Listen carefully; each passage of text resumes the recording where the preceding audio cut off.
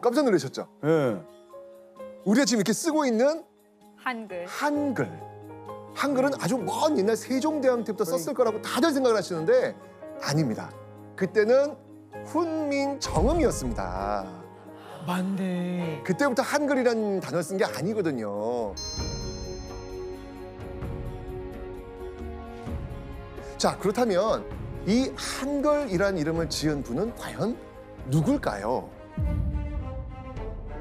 국어학자 주시경.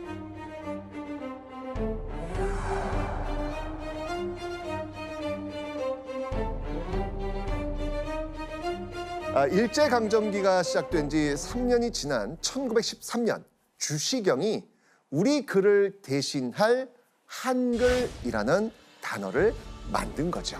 그러면 이전에는 한글이라는 뭐 말을 안 썼던 거예요? 네, 안 썼습니다. 처음에는 배달 말글로 썼어요. 그러다가 우리나라 글자를 뜻하는 한나라 글로 썼어요. 근데 한나라 글이 너무 길죠. 네. 그래서 줄여서 한글 용어로 만들었어요. 우리말 연구에 일생을 바친 주시경에게는요, 간절한 소망이 하나 있었습니다. 우리말 사전을 만드는 겁니다. 언제라도 우리말이 사라질 수 있다는 위기감을 느꼈던 겁니다. 자, 이런 위기 속에서 우리의 언어를 지키기 위해서는 우리말을 우리 글로 정리해 놓은 사전이 있어야 한다고 생각했던 것이죠.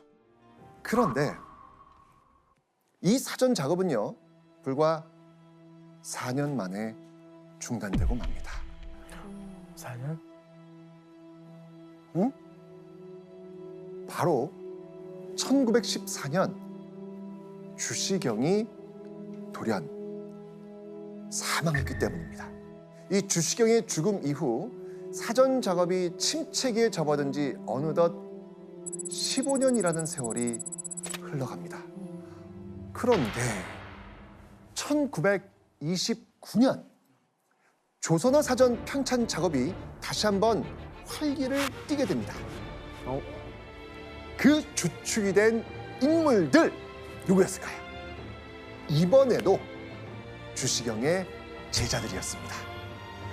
주시경의 뜻을 이은 제자들이 조선어 연구회라는 단체를 만들고 그곳에서 다시 사전을 만들기 시작한 겁니다. 사전 편찬에 불씨를 지핀 인물 기억해 주십시오. 바로 이 사람. 자, 이극로. 이극로는요, 사실 당시로서는 보기 드문 유학파 출신의 엘리트 중에 엘리트였습니다. 이 나라를 부강하게 만들기 위해서 독일 베를린 대학에서 경제학을 전공한 인물이었습니다. 이유가 있습니다. 바로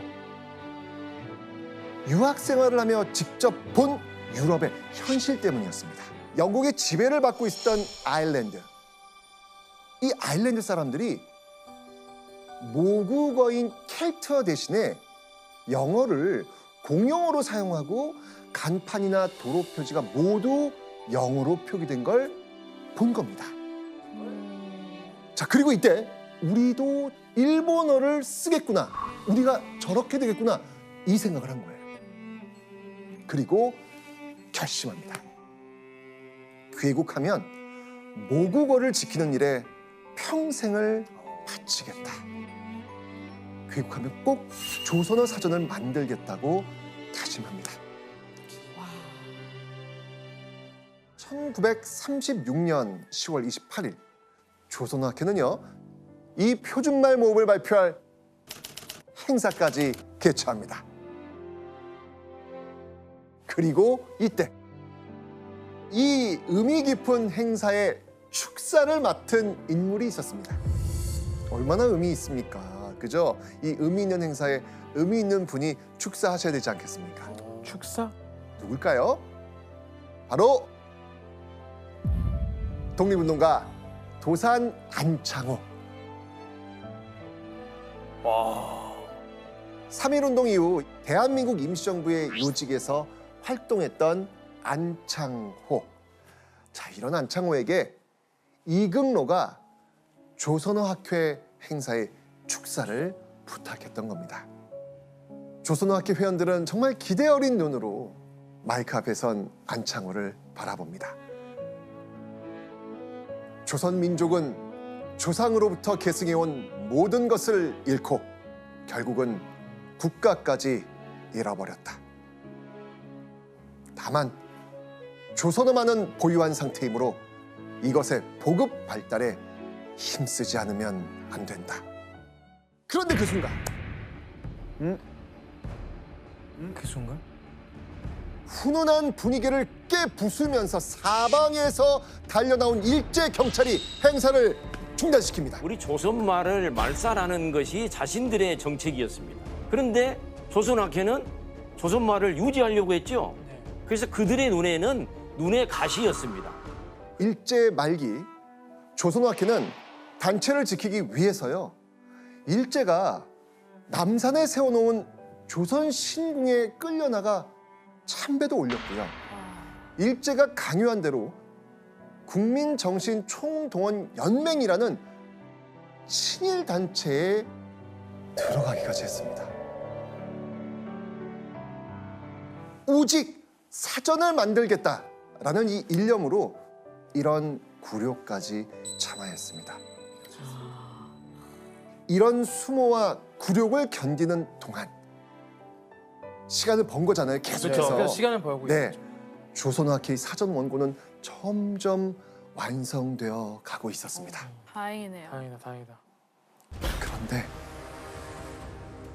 이런 눈물겨운 노력에도 일제는 조선어학회를 일망타진할 수 있는 절호의 기회를 잡게 됩니다. 조선어 사전 편찬의 발목을 잡는 사건은요, 아주 엉뚱한 데서 터집니다. 사건은요, 함경남도의 한 기차역 대합실에서 시작이 됩니다. 한복 차림에 모자를 눌러 쓴 청년 박병엽이 친구를 기다리고 있었습니다. 그리고 이때 기차에서 내리는 승객들을 검문하기 위해 와 있던 일제 형사, 이 한복 차림의 박병엽을 수상쩍게 여기면서 말을 겁니다. 아나따와 너래다? 형사 이 기분 나쁜 말투. 너 누구냐? 라는 질문이었죠. 박병업도 퉁명스럽게 받아칩니다. 너 박병업이요? 이 짧은 대답에서 문제가 있습니다. 네. 이 짧은 대답에서 뭐가 문제였을까요? 이게 일본말로 해야 되는데 한국말로 그렇죠. 대답을 했어요. 그런데 한 가지 이유가 더 있습니다. 당시 일제는 우리 민족의 정체성을 아예 없애버리기 위해서 조선어를 못 쓰게 하는 것뿐만 아니라 강압적인 창씨 개명이 이루어지고 있었던 상황. 헐. 창씨 개명 야. 이름을. 자, 일본 형사 딱 생각했겠죠. 이자는 국어를 쓰지 않는 데다가 창씨 개명도 하지 않았으니 이거 대일본 조국에 반항하는 불온한 조선임 틀림없다. 즉시 이 박병엽을 경찰서로 연행해서요 신상을 캐묻습니다. 그리고 며칠 후 박병엽을 끌고 그의 집에 가서 가택 수사까지 진행한 겁니다. 뭐라도 찾아내가지고 이거 꼬투리 잡아야 되겠다 이런 작심을 한 거죠. 그런데 꼬투리가 될 만한 게 안 나와요. 다행이네요. 안 나와요. 다행이다. 안 나왔어. 자, 그러면 형사들이 그대로 포기할까요? 이제 아무것도 안 나왔는데 뭐. 형사들은요 박병엽이 안 나오니까 박병엽의 조카 박영희의 물건까지 뒤집니다. 당시 그 조카 박영희는요 중학생이었어요. 중학생. 아이고. 일제 경찰 이거 심했네. 악랄합니다 지금, 그죠? 그 중학생 그 뒤져서 뭐가 나왔겠습니까? 형사들이 챙긴 건요 그냥 박형이 그 서랍에서 발견한 일기장 2권이었습니다.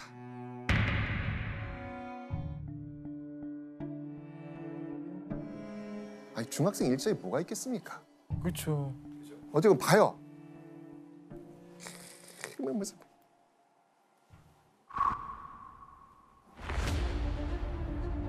어? 일본 경찰은 뭔가를 찾아냈습니다. 뭐가 일기장에 뭐가 나온 거예요? 나왔어요. 이게 뭐였을까요? 이영 씨 한번 읽어주시죠. 오늘 국어를 썼다가 선생님한테 단단히 꾸지람을 들었다. 자, 무려 2년 전 일기장에서 발견한 이 문장. 국어를 썼다가 혼났다는 겁니다. 자, 이때 국어는 뭐라고 했죠? 이때 국어가 일본어. 근데 국어를 썼는데 혼났다. 일본어를 썼는데 혼났다. 일본 형사 그거 보고 이 선생님 잡아드려야겠다. 당연하죠. 아. 학생들에게 조선어를 국어로 생각하도록 민족의식을 심어준 교사 누구냐? 이 문제의 선생을 잡아들여야겠다고 일제형사는 마음먹습니다. 자, 근데 이게 몇 년 전 문장이라고요? 2년 전. 무려 2년이나 된 일을 꼬투리 삼기 시작한 겁니다. 진짜 정말 탈탈 털고 있는 겁니다, 지금. 게다가 형사는요, 박영희뿐 아니라 이 일기장에 자주 등장하는 그 동급생들까지 연행한 다음 취조하기 시작합니다.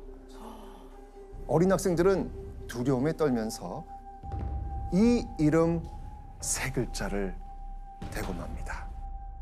바로 정태진. 정태진. 이 정태진이란 인물은 누굴까요? 어학회 사람인가요? 선생님? 맞습니다.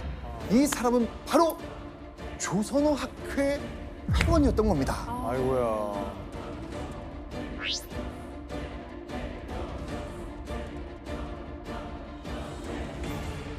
이때 정태진의 신상을 파악한 일제 형사들.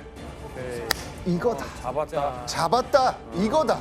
어떻게 이렇게 이어져 오지? 그러니까요. 그 기차 거기서 이렇게까지.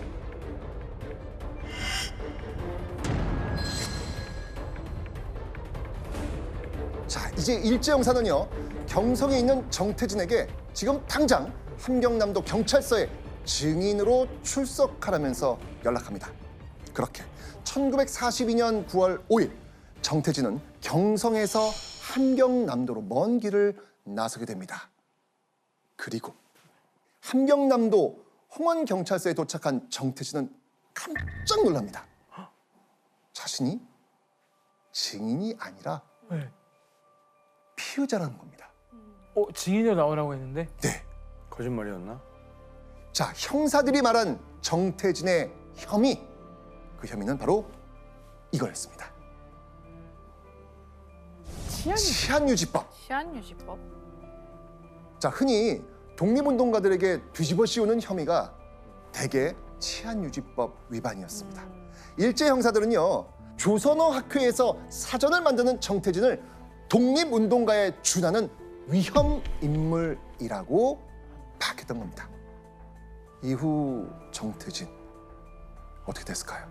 어우. 바로. 아니 이미 왔으니까 잡힌 건 잡힌 건데 고문 엄청 당하고 막 그런 게 아닐까? 그렇죠. 맞습니다. 20여일 동안 계속해서 고문합니다. 결국 20일 동안 이 고문을 받은 이 정태진은 정말 초주검이 됩니다.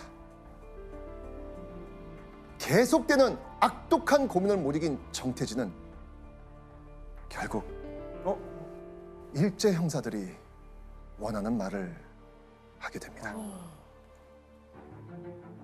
조선어 학회가 독립을 원하는 민족주의 단체요.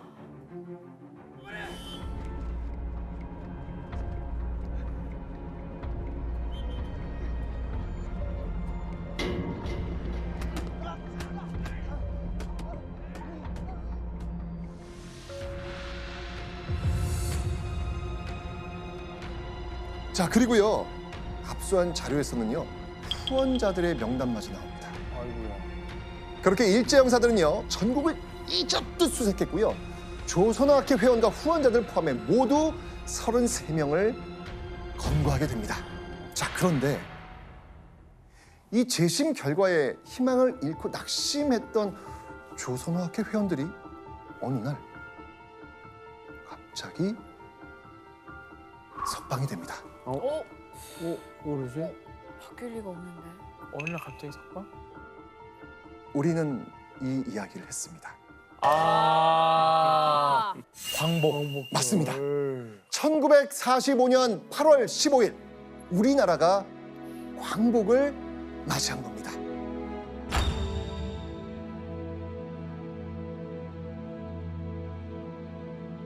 조선어학회 회원들이 재심 결과에 실망하고 있던 도중 광복이 찾아왔고요.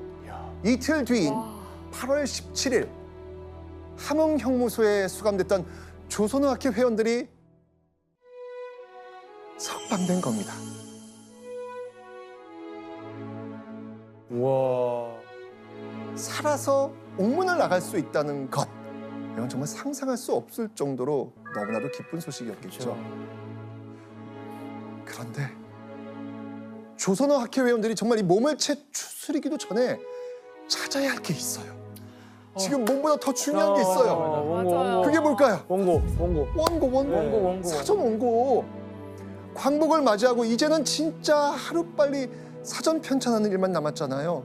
그런데 다시 찾은 조선어학회 사무실에서 원고의 흔적은 아이고.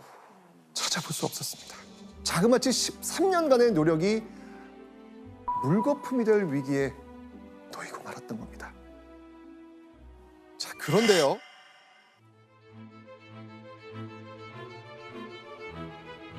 광복한 지 24일이 지난 1945년 9월 8일 조선어학회 사무실로 한 통의 전화가 걸려옵니다. 전화가 걸려온 곳은 바로 여기였습니다. 어디입니까? 여기 기차. 서울역. 서울역. 네, 여기 서울역이죠. 서울역. 맞습니다. 바로 서울역. 1945년 당시엔 경성역이었거든요. 네. 전화는 바로 이곳 경성역 역장으로부터 걸려온 겁니다. 이렇게 말이죠. 여기? 경성역 창고에 조선말을 풀이한 원고 뭉치가 한 무더기 있어요. 여기 와서 한번 빨리 확인해 보세요. 경성역 창고에 조선말을 풀이한 원고 뭉치가 있다? 사전에 원고를 찾은 겁니다. 400자 원고지 26,500여 장 분량의 사전 원고가 고스란히 놓여 있었던 겁니다. 와. 찾으시는 게 이게 맞지요?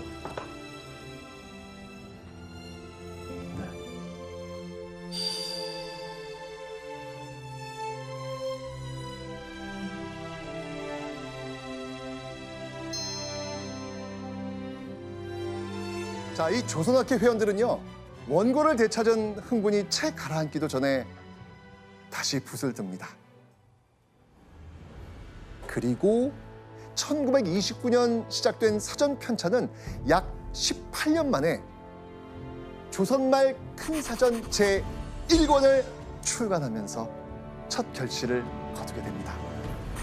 자, 이후 한글 학회로 이름을 바꾼 조선어학회.